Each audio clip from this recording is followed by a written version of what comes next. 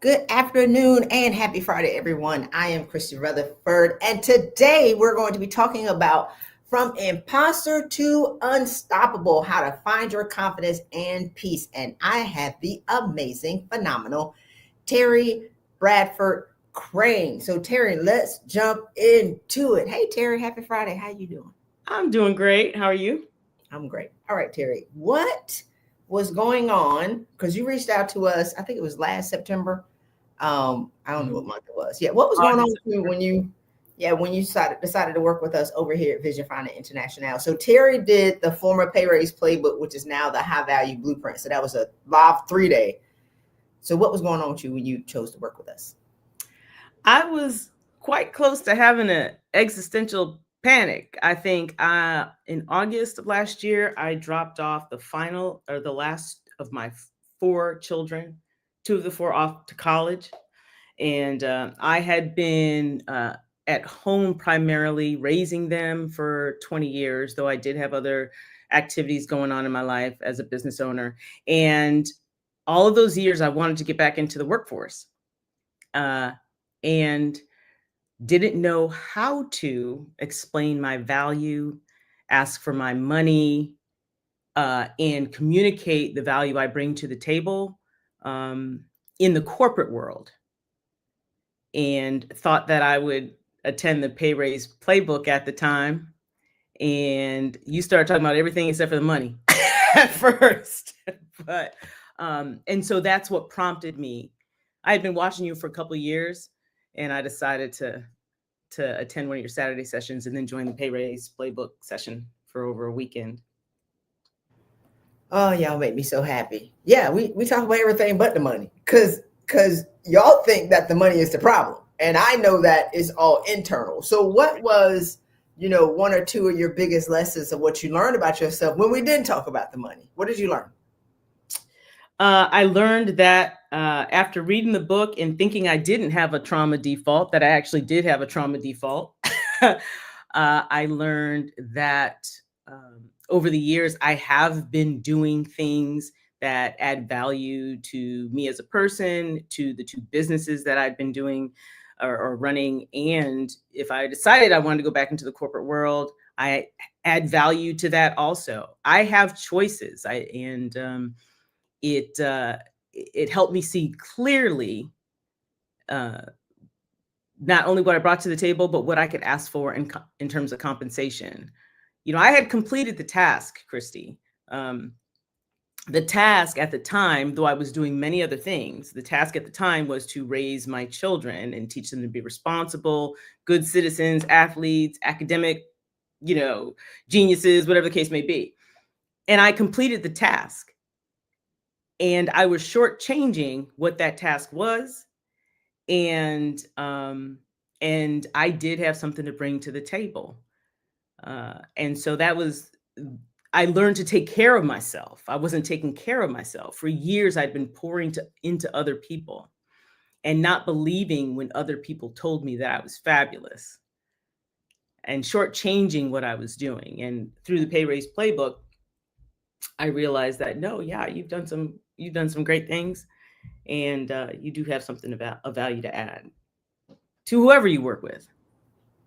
You know what's interesting about stay-at-home moms? Now that I'm more mature, no one's tell you how old I am, but I one of my friends in 2001 got pregnant, and her mom was a stay-at-home mom. So then she ended up leaving about 18 months later to be a stay-at-home mom, and she had 3 kids, and so she forgot who she was throughout the years. One of my best friends. And I'm like, I don't remember who you were before you had kids. She forgot. So I had to keep reminding her, you're amazing. You're awesome. You're a business manager. You're phenomenal. So the sacrifice of the stay-at-home mom, a professional stay-at-home mom, like my God, even one of my BFFs now is one of my Harvard Business School classmates in Paris is a stay-at-home mom and forgot, like she keeps, oh, Christy, I'm so silly. I'm like, first of all, you went to Harvard. That's, I want to be clear. Like, I don't, and you're running a McKinsey level strategy when she's raising her kids. So she's not the typical stay-at-home mom. Mhm. Right? It's Right. like, She don't get excited about, I don't know, balloons and birthday parties. She over here reading autobiographies of business owners and cooking up billion-dollar ideas in her head. So to think about how you all lose your sense of identity in the midst of diapers and being an Uber driver and being the chef and all these other kind of things. So when it's time for you to come back to work, you're terrified because you forgot. Right. Right. And you're concentrating on, one of the things I did was I would concentrate on, which is part of my trauma default. I would concentrate on wondering whether or not the other person I was talking to felt I was qualified to be in the room. Which to me, now that I've been through your program, is crazy, because you force us to look at all that we've done. And I started to list the things that I've done. And when I list the things that I've done and I start to see myself through the eyes of other people, I'm like, Terry, you kind of badass. So what is the problem, right? And not from a point of arrogance, just a point of, you have something to offer. I found out that, I was doing things, I enjoyed them, but a lot of the reason why I was doing things was to make sure that I could justify myself in front of other people. Which is interesting, because if somebody had come to me and asked for counseling, because we all as high achieving women tend to want to pour into other people, I would say, what are you doing? Like, why are you trying to justify yourself to other people? And so I started to ask myself that question. You force us to ask ourselves those questions so that we can get it handled and then create a value proposition, so that then after all of that work, we can go ask for our money. Let's talk about your trauma default. So what was your trauma default specifically? And then where did that stem from? Because we talked about some of the challenges that you were having in your life. And I like to reverse engineer the trauma default. So I look at how y'all showing up as adults, and then we have to go back and dig up why you're doing that. Like, why don't you know how great you are? Why do we have to dig around? Like, you're clearly exceptional. People know that you're exceptional. People are telling you that you're exceptional, but in your mind, you're a loser. And so where did that come from? So let's talk about, like, what was your trauma default, and then what created it, and then how did that show up in different areas of your life? Okay, so my trauma default, which I alluded to, was that I did not have confidence in certain areas, because when I talk about environments, because I assumed, and understand that, I was assuming that the other people in that environment did not feel that I had what it took to be in that environment, that I was unqualified and did not have anything of value to add to the conversation, because I didn't know everything that they knew. And that's just a lot of putting off on other people what was going on in my mind. It likely was the farthest thing from their mind. And I think what that came from was, growing up, my high school was predominantly white, and the teachers kind of believed in me. But my peers, when I looked at my peers, I felt like I didn't belong. Most of the people in my classrooms were white. A lot of them who I was close to, they were, their parents were doctors or attorneys. And then, one person says, oh, well, the only reason why you got something is because you're a woman or you're African American. And then cut to academic awards, then cut to the Naval Academy, right? I went into the Naval Academy, got in on my first try, didn't have to go to NAPS. Those are all great organizations. But then had somebody who I thought was a trusted friend basically tell me the only reason I got in was because of affirmative action, right? But empirically, if you looked at the data, my packet way out shined his, right? So then you cut to, and this is me claiming something that I wouldn't claim because of lack of confidence, Christy. Cut to being the first woman to be assigned to a tactical jet forward deployed combat squadron. And I will even caveat that, because some people get all upset and people are trying to claim stories. I was the first one to report, right, to prowlers up in Whidbey Island, Washington. I'm not saying other women didn't do great things, but I was at the tip of the spear. And I can own that now. I didn't own it before because so many people were telling me I didn't belong. And then it sort of manifested itself in not taking opportunities that were offered to me by people who wanted to be sponsors, people who wanted to be coaches, people who wanted to be mentors, because I didn't want to stand out and feel that I was being treated differently, because to be treated differently would be to invite the ire of some of your peers, right? So I spent all this time denying, and then transferred, careers, got out of the Navy, and then gave up my book of business as a financial advisor and stayed home. So for 20 years, I put that in the background and poured myself into my kids. And then when August of last year came up, after 20 years of chomping at the bit, watching my excellent rock star peers excel, I kind of was like, well, now what? And it wasn't right. It wasn't fair, because I didn't appreciate how blessed I was to pour into my children, to create two businesses, a practice and a flight test and evaluation organization that was at the forefront of flight test for electric aircraft, won awards, lecturing to people who were STEM experts. And I'm not a STEM expert, but I know how to manage those finances for a business, and for individuals. And so, you could see how it kind of manifested itself. And I had to kind of get the scales off my eyes and claim, who I was. So.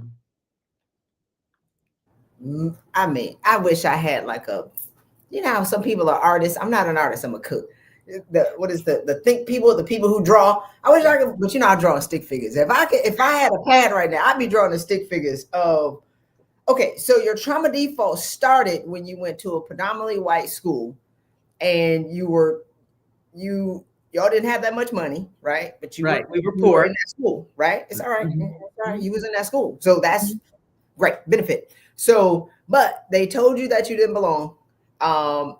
The parents had money, so you're looking at everybody who had what you didn't have. Mm-hmm. And then if you did get something, they say you got it because you were Black or you're a woman, which created that drive for you. Yes. Right. And yes. So everything, so there are two truths, y'all, that are going on. And so Napoleon Hill says, for every seed of adversity, there's an equivalent or greater seed of benefit. Right. Mm-hmm. So the adversity was, I'm being told that I'm a nobody. The benefit is I'm gonna prove you wrong, because I'm going to display that I'm great. So there are two things that are going on. But what happens with women of color, Black women, is that we hold on to this one. And now this is going on simultaneously, where we are rising and we're driven by this pain, but then the pain becomes louder than the success.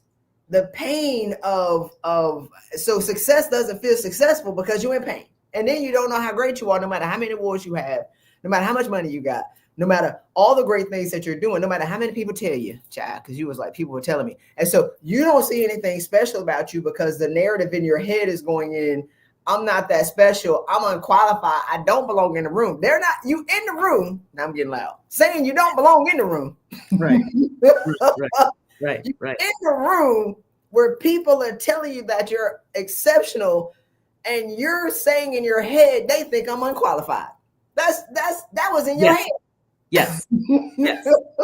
Yes. And you said something great to me one time. When I first mentioned it to you, you said to me, I mentioned how I wasn't able to do something in a room that I was in. And you said, but they're not paying you or asking you to do that. So why are you upset, or not upset, anxious about not being able to do what they do? That's not what they're paying you to do. And that hit hard. That hit hard. It really did. It really did. Go ahead. It's like, here's the thing, y'all. And Terry, thank you so much for this commentary. We're gonna be here for 2 hours now. I mean, I got to unpack it. I'm just playing, but it's like I want y'all to think about the scenarios that you're creating for yourself. Like Terry created in her head, I'm unqualified. She came to work with us because she didn't feel qualified and wondering, what do I have to offer the corporate world? Wait, what? That's one. So much to unpack here. Y'all, let's say I'm with you if y'all are with me. Okay, great. So, because I've been a stay-at-home mom for 20 years. Okay, before we even get to that. And so the narrative was started in her childhood. Oh, let me put the trauma default quiz in the chat. So y'all can take the trauma default quiz and figure out what is your trauma default pattern that you're stuck in. Because everybody's stuck in something. And it wasn't, when people think about trauma default, and I'm actually going to do some videos today, which is why we can't be on here with me yelling, because you see I get excited. It's like people think trauma is being abused. And I'm like, no, trauma is not always about abuse. Trauma is you being told you don't belong. Trauma, I talked to a woman last week, is her parents, her mom was first gen, gave her a phenomenal childhood. And so she don't have a struggle story. So if all Black people got a struggle story, she don't have one. She's looking for trauma. I'm like, so there's Terry, technically your parents did great. She's like, yeah, they did. I'm like, so why are we looking for commonality and suffering? So that was her trauma of, I don't have nothing.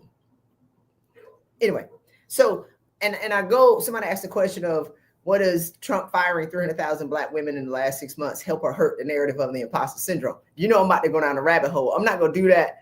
I'm not going to do that here. I'm going to make a video on how God fired 300,000 Black women in the past 6 months. So we'll do that later. So here's the thing. So now that you're aware that you're creating one, now that you're aware that you're freaking bad ASS, does that make sense? And you always have been. You didn't do anything else other than break off the filter that was stopping you from seeing how great you were. And now that you're owning it, what changed? So that was last August. What changed? I know your household income went up some. Like, what changed in that? Like, what changed after you figured out that you were actually exceptional? Well, first of all, no is a complete sentence. You know, I stopped volunteering for everything. I stopped trying to solve everybody's problems. And when it came to my business, I actually looked at what I was producing for my clients and I asked for my money. I got my rest. I was able to sleep and believe it was okay to rest. What else did I do? I let my children be the awesome young adults that I raised them to be. And I accepted that, you know what, I did a great job as a mom. And at the end of the whole stay-at-home part of it, I completed the assignment. In life, we are in this process of completing assignments. Some are simultaneous, some are not. But what I learned from you is that each of those assignments requires an alignment of some sort. And it's okay to complete an assignment and be excited and happy about the results and move on to the next one. I tell you something else that's important, especially as somebody, like I said, and I'll get back to the whole calling myself a stay-at-home mom thing, is that we need to accept all of the benefit that we bring to people outside of our home. And I was able, to do that. There's just a lot of things where I don't get stressed out about somebody trying to create conflict with me. I never really suffered fools easy, but now I don't dwell on it and wonder what the person was thinking, right? I just let them, it's not worth my time. I protect my peace. And that's kind of nice. And there's more. I invest in executive coaching for myself. As moms, we need to do that because the executive coaching is not just for executives who sit in office somewhere. I mean, we are constantly dealing with and pouring into our communities. And so now I feel worthy of investing in myself. I don't need to work for somebody else to invest in myself. I don't need to chase titles. I mean, Christy, I was doing too much. I did a podcast a couple of years ago and they were like, how much are you doing? You know, I was a Taekwondo instructor. I was a teacher. I was a professor. I was a Girl Scout mom. I was a track coach. I was, you know, and it was all good. It was all good. So, and there's more. Give me one more. One more thing. Let's say that I don't apologize for not being what somebody else thinks that I should be.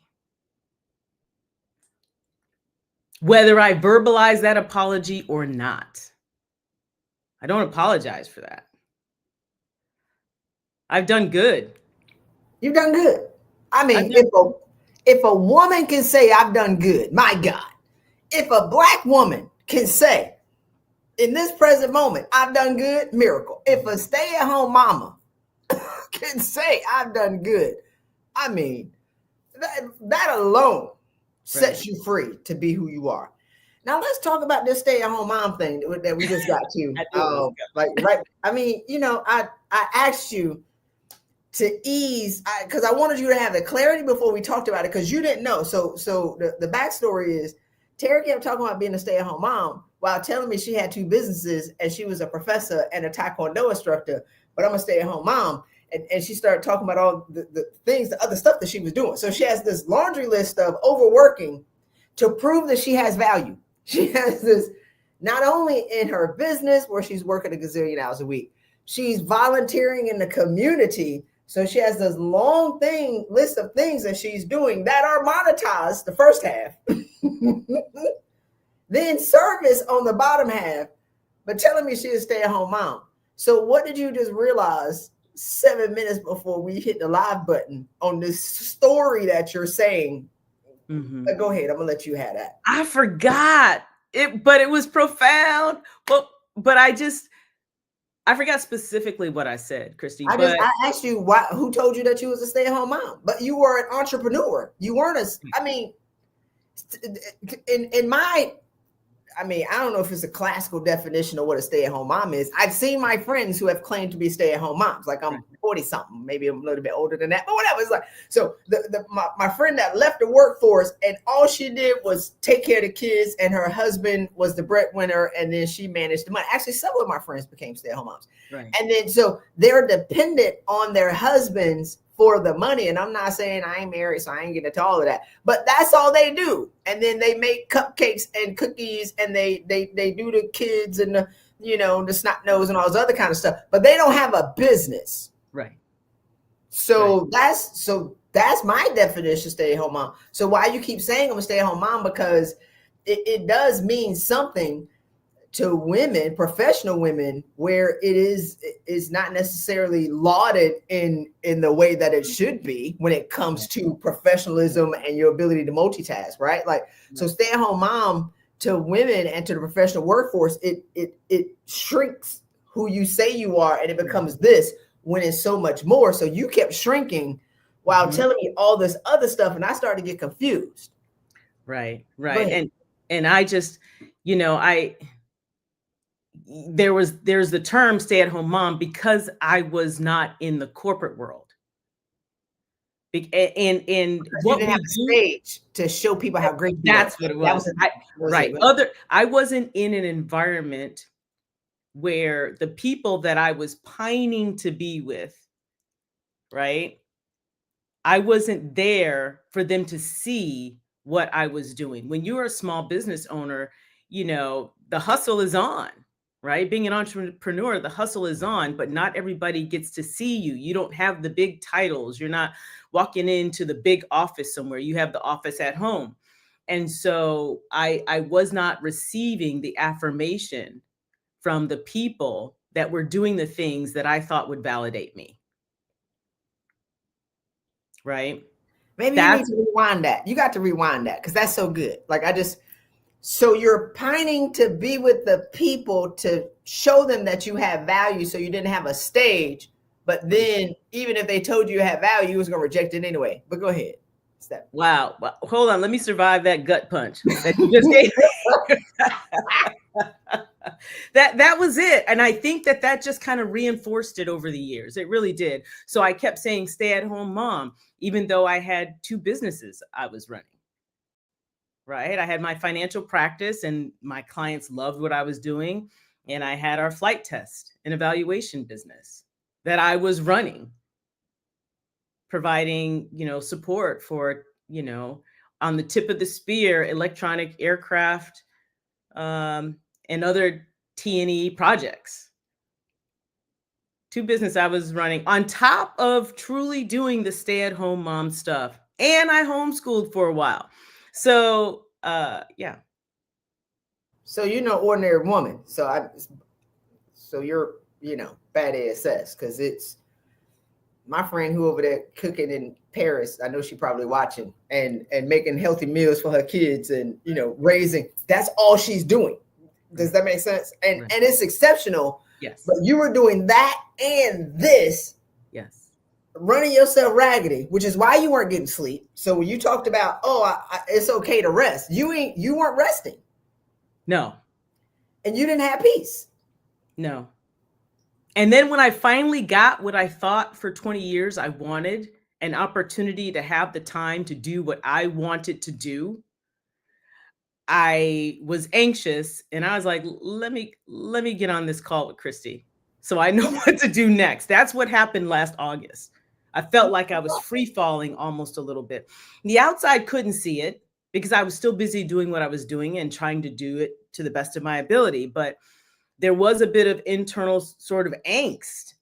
And so, yeah, the programs, really helped me. Reaching out for that help helped me.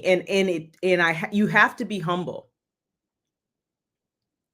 You have to be humble because I didn't believe I was great.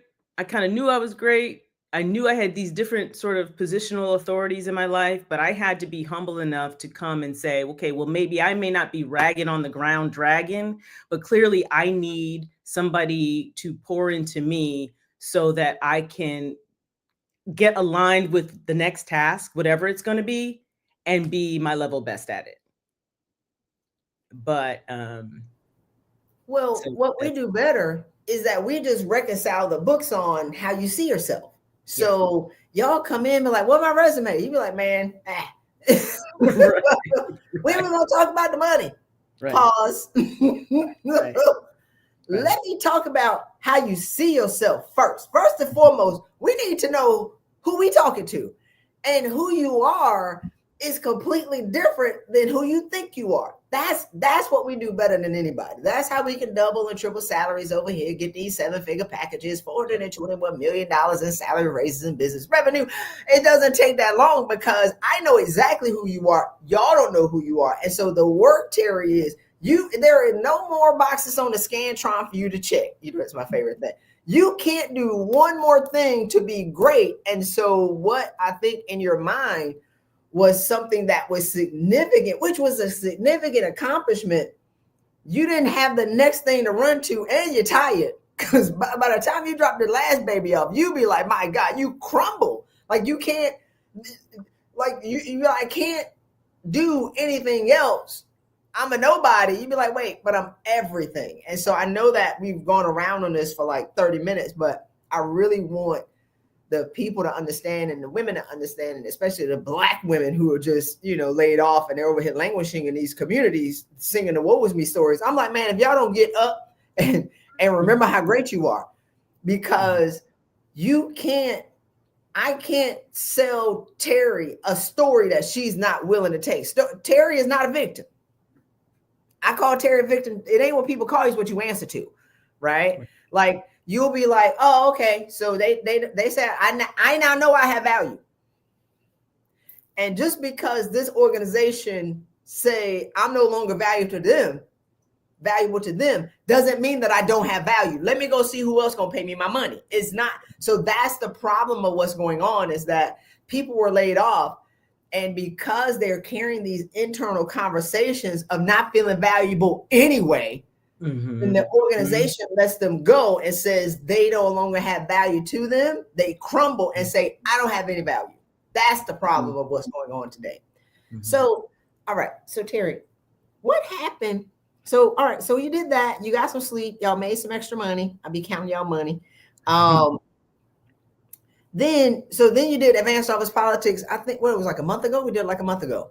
So what did you learn about yourself in advanced office politics? Do you remember? I think that's where it really hit me hard, that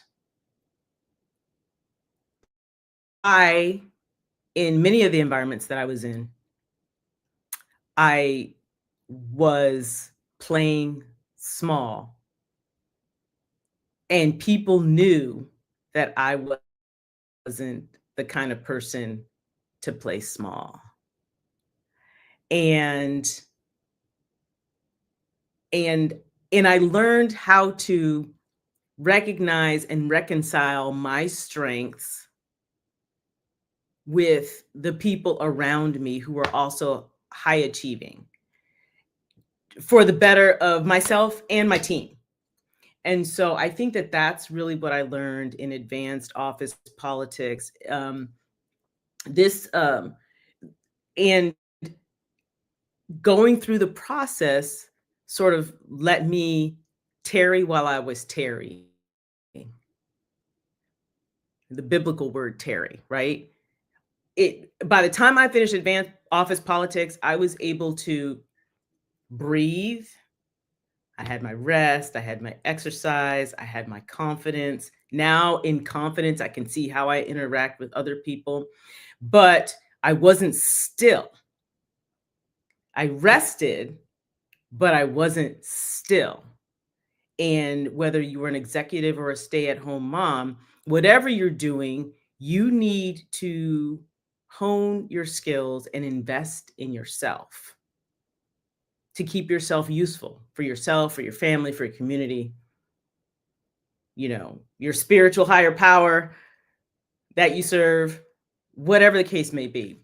And so with all of that, while I tarried, it has helped me develop my unique value proposition, and I own it.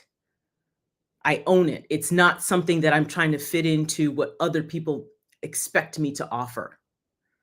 It's what I want to do, what I would do for free, but I want you to pay me my money.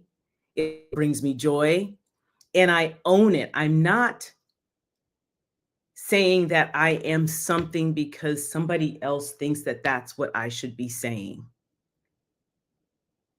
Because that's the only way you can develop your value proposition, is to own what you bring to the table.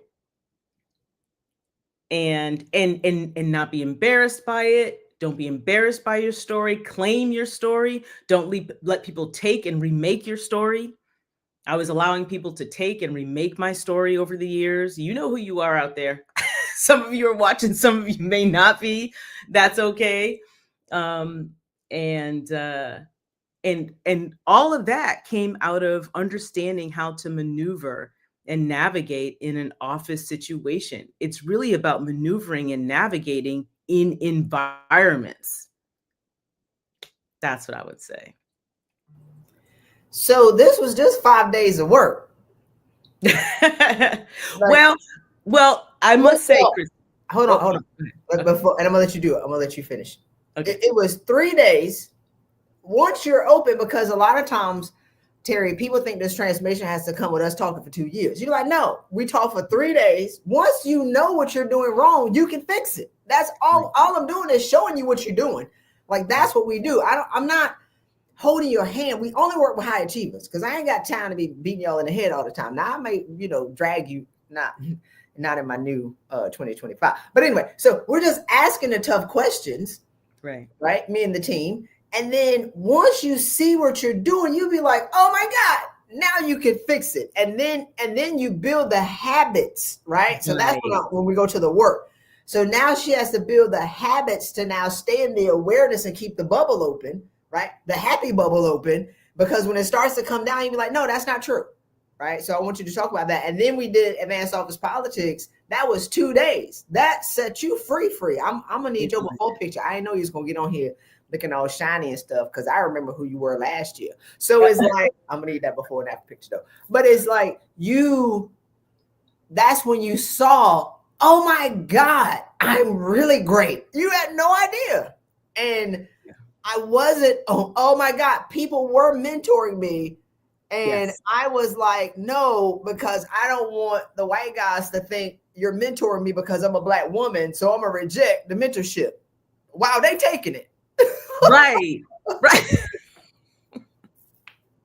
I don't want them to think, don't treat me like I'm special. Right. Because I don't want them to think that you treat me like I'm special because I'm a Black woman. No, they treat you like you're exceptional because you're exceptional. And you rejected it, like, because of what happened in your childhood, right? So I wanted to link it back. So this is the story. And so it's like, once you own, I can't believe, oh my God. That's so I can see y'all just sitting like, oh my God, I did, so it rewrites the script, y'all, for the story that you're telling yourself. It's game over after that. Yeah. Go ahead. Oh, well, you said it. I mean, it really happened that way. My all of a sudden I was just like, stop denying what the truth that's right in front of you. And the only thing I was going to say before was that I understand. I've heard you tell high achieving women who come to you when they first come to you, I've heard you say or recommend, look, just take 3 months off. Just don't do anything for and to me, that's the tarrying, right? You've been going. Now you need to rest. I had to give myself permission to rest and to listen and to accept it. And the reason why I say be humble is because I remember asking you one time what your niche market was. And you told me, and my initial thought was, well, I'm not in her niche market. I don't know if this is somebody I should work with. Right? Because here it goes, Chrissy, because she probably thinks that I haven't done enough to be in the room for her coaching because I've been a stay-at-home mom.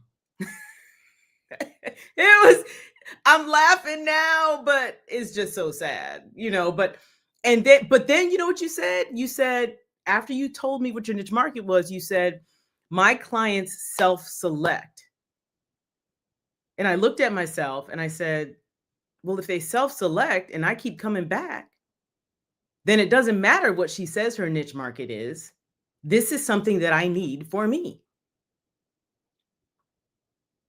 That truly, honestly, is kind of, smacked me in the head. And then, like you said, at the end of office politics, I started learning about personalities and where I fit in, and being brave enough to accept what my passions were, what I wanted, how I was aligned for military. Then I was aligned for corporate. And then I became aligned for being at home with the kids. But I was also teaching my kids how to be empowered and do other things and give back. And that matters. And now I'm trying to be aligned for my next stage. What's the next thing that I'm going to do? How am I going to pour into others and be great and teach and encourage other people to be great, which is what I want to do.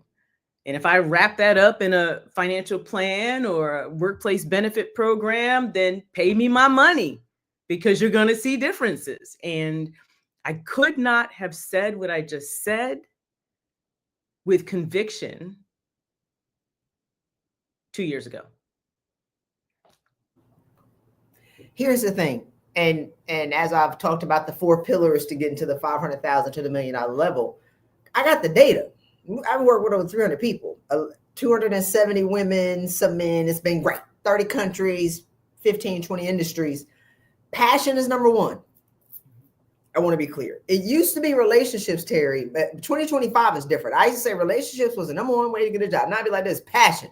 Passion is first, relationships, presence, then your reputations. Mm-hmm. And so whenever Terry just told y'all, I can say that with conviction. Now that she believes it, she'll say it. It doesn't matter whether or not you believe it, which was her default.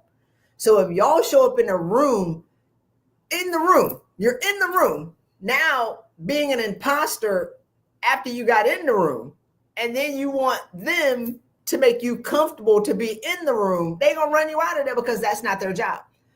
Terry can now say, I'm great. I'm exceptional, actually. I'm a history maker. And this is what I could do for you. And I want all my money because I know that when I perform for you, it's going to be exceptional because I only do exceptional stuff. And this is how much I charge. Do you want it or not? Yep. Without blinking. Your voice didn't quiver. Nope. So, Terry, what advice do you have for the women who are unaware of how great they are? You know, I think I said it a little bit earlier. You when you don't know how great you are stuck. You become stuck. But I say, tarry while you tarry. Give yourself room to breathe and exhale and say, okay, let me get my bearings. Let me figure out where I am. And while you're doing that, invest in yourself. Just because you're tarrying and you're waiting, that doesn't mean that you're doing nothing. Get yourself together, invest in yourself, and figure out what resources you need to help you reconnect with who you are. And we all need help sometimes. There's no shame in that. That's another thing. There's no shame in asking for help. There's no shame in, after years of not having any sort of executive coaching, there's no reason why you can't get it back again. I love your explanation when you talk about, certain bags doubling in value or scarves doubling in value just by sitting around, So we have human and cultural capital. That's what we have. So tarry while you tarry. It's the same thing as sharpening the sword, right? And come out swinging.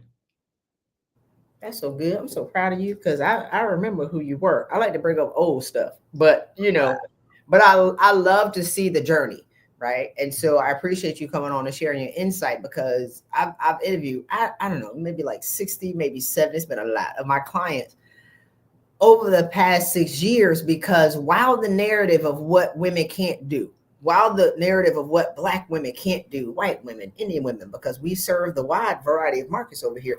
High achievers are my niche, right?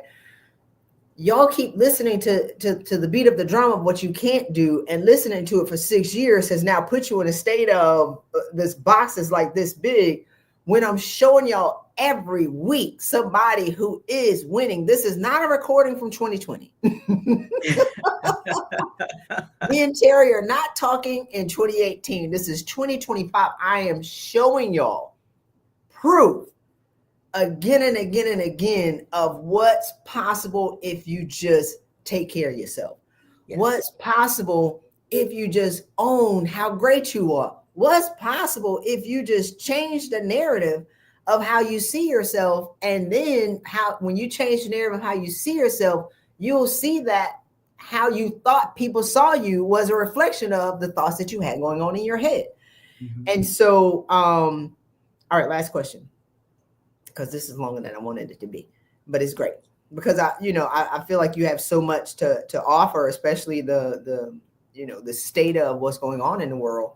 But what advice do you have for, the women who lost their jobs and they don't know they have value? What advice do you have for them?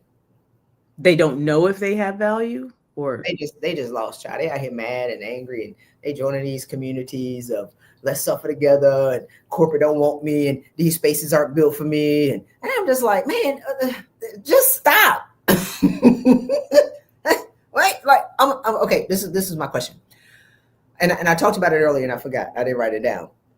I did some live events last year, and some of the women who came were mad that I could see that they were broken. They got offended, Terry. And it's like they have this, the strong woman has this shield of superwomanism. And I could see that they were broken. And I was like, it's okay not to be okay. They got mad and offended and was like, don't talk to me no more. What? Mm-hmm. Yo, I used to be broken. So I know exactly what it looks like. I used to be overworked and stressed out and burned my whole mental health down to the ground and lost all my money before I told the truth about who I was and that I didn't have to do enough. So there's so much woundedness in the world today, and we're normalizing being wounded, and we're normalizing this woe is me story. And I get frustrated because I'm like, man, we could do so much more if we just own how great we already are. Mm-hmm. So what advice do you have for women who got laid off and they just don't know what to do? I'm going to write this down because the two words that came to mind, or which you might have issue with me is validation. And the other one is that broken is broken. So I'll start with broken is broken. Whether the window has a crack in it or is shattered, it's not fully functional.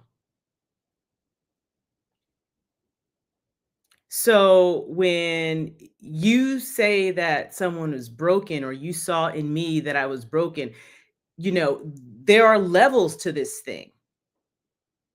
I shared with you that I wasn't at full 12 burnouts because I was home with my kids. Can you imagine me doing all that I have been doing in the corporate world? Right? You'd have been in the ground. You'd have been in the ground somewhere. Right. So I'm blessed that maybe I was only at 9, right? But not aligned is still not aligned. So let's not take offense immediately at that, because whether you have a small crack to mend or a shattered window to mend, you can do so much more, and you are better suited to fulfill your purpose when you're fixed. That being said, because of what I do in the finance world, especially with personal financial planning, I want to validate the fact that, women, African-American women may feel hurt, they may feel betrayed, and maybe the system isn't made for them. Maybe the system isn't made for them. What I will tell you is that I went to the Smithsonian when I was back in DC, the African-American Smithsonian, and that museum reminded me how great we are as a people, right? So even with all of this going on in the workforce, you're still great as a people. Your oikos, your community, reinforces how great you are. And if it doesn't, do something that I did when I first started working with Christy. Look at your social media, figure out who is going to benefit you and who you want to benefit, and what's going to create a positive environment for you to do whatever your purpose is, right? So I want to validate the feeling, but even though that's the case, you're still great, and you come from a great stock of people. That's what I would say. Yeah, that's good. I mean, I understand, but I also know that y'all can't stay there, because staying in the story doesn't pay the bills. Staying in the story doesn't allow you to reflect on how maybe, and I already know, I'll just say maybe to soften it up a little bit. Maybe the story that you're telling yourself contributed to it, and it takes the shaking and the exhaustion to now look in the mirror and be like, let me own how great I am, and let me go and find my value. All companies aren't run by crazy people. There are people who want to pay you. There are people who want you on their team. We're still doubling and tripling salaries in 2025. There are people who are rolling out the red carpet for women of color, and for Black women, even in 2025, chasing them down the street to be like, come and be on my team. But the first thing that y'all need is your passion for life, your conviction in believing that you're as great as you know that you are, and that your resume says that you are. And when y'all anchor into that truth, all things are possible for those who believe. All right, y'all. Well, I hope that y'all have enjoyed this episode. I have enjoyed it. Terry, I told Terry this is only gonna be 30 minutes. I got stuff to do. So I appreciate you extending with us, Terry. And do you have any last words for the people? Don't forget to Terry while you Terry. All right, y'all. If y'all want to get some information on what we have going on in the $500,000 to $1 million blueprint, you can check it out on my website, christyrutherford.com/coaching, and schedule a call with my team if you want to work with us. Bye, y'all. Don't hang up, Terry. Bye, y'all. Hit this button.